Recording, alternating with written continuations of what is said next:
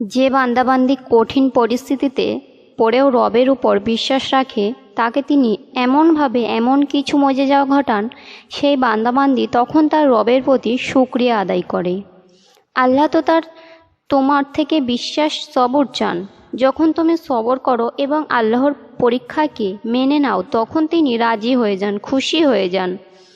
এই পরীক্ষার পরেই সেই সব কিছু আছে যা তুমি চেয়েছিলে, আর আল্লাহ তোমাকে এত কিছু দিবেন যে তুমি খুশি হয়ে যাবে। তোমার মন বারবার সেই একই দোয়া চাচ্ছে। কিছু তো অলৌকিক ঘটতে চলেছে তোমার জীবনে। সবর এমন একটা জিনিস যা তোমাকে আল্লাহর প্রিয় বান্দা করে তুলবে। যে সবর করে, আল্লাহর সবসময় তার সাথে থাকে। সবরের ফল বড়ই সুন্দর, বড়ই মিষ্টি। এখনও দোয়া কবুল হওয়ার সুযোগ আছে। এজন্যই তো আল্লাহ একই দোয়া তোমার মুখে আনছেন। আল্লাহ সুবহানাহু ওয়া তাআলা কুরআনে বলেন, দুঃখ করো না, আমি তোমার সাথে আছি। তিনি তো আমাদের মনের আশা জাগাচ্ছেন প্রিয় জিনিসটার জন্য।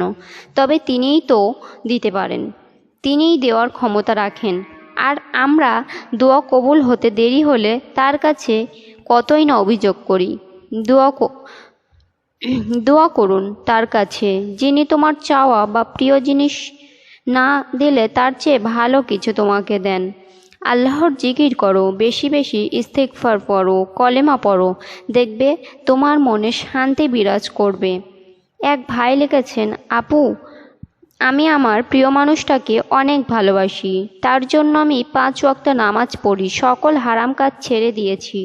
সাথে তাহাজ্জুদ নামাজের পরেও তাকে চাই। তাকে চাওয়ার পাওয়ার ইচ্ছা আমাকে তাহাজ্জুদ পর্যন্ত নিয়ে গেছে। বারবার আমার দোয়া শুধু তাকে চাই। আমি নাসার বান্দা হয়ে গেছি, কিন্তু তাকে পাওয়া আমার জন্য অসম্ভব হয়ে গেছে। কিন্তু আল্লাহ তো সব সম্ভব করতে পারেন। আল্লাহর কাছে কোনো কিছু অসম্ভব না। তার অন্য জায়গায় কাবিন হয়েছে, আমি কি তাকে আল্লাহর কাছে চাইতে পারি? আর কাবিন হলে কি কারো সাথে বিবাহ হয়ে যায়? অন্যান্য জায়গায় কাবিন হয়েছে তো কি হয়েছে? আমার মন বলে, আমি যদি আল্লাহর কাছে চাইতে পারি, আল্লাহ ওকে আমার করে দেবে ইনশাল্লাহ। আমি কি আল্লাহর কাছে ওকে চাইবো? একটু উপদেশ দিন আমাকে। যখন রাতে সবাই ঘুমিয়ে থাকে, তখন আল্লাহর সাথে কথা বলা, নিজেকে আল্লাহর কাছে সমর্পণ করা, এটি আমাদের দুয়ার কবুলের একটি অন্যতম শর্ত হবে। তাহাজ্জুদের সিজদা অনেক বেশি শক্তিশালী।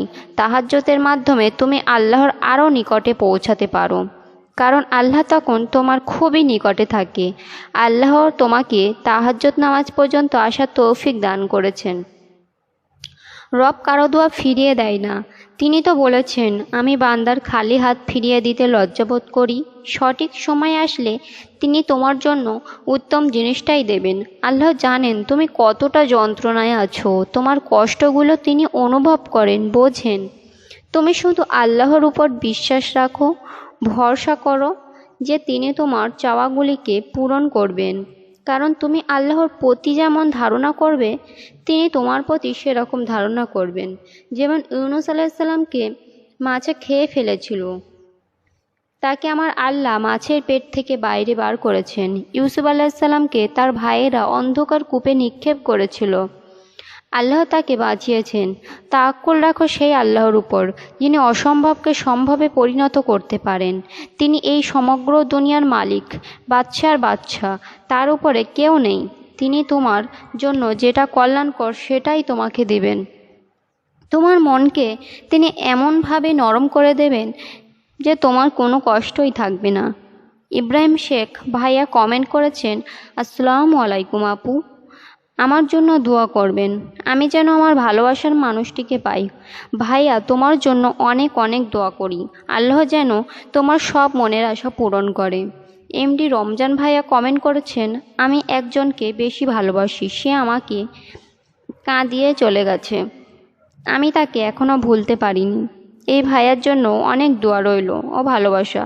যদি ভিডিওটি আপনাদের ভালো লাগে তবে ভিডিওটি সাবস্ক্রাইব করবেন, লাইক করবেন এবং সুন্দর একটা কমেন্ট করে যাবেন। আসসালামু আলাইকুম।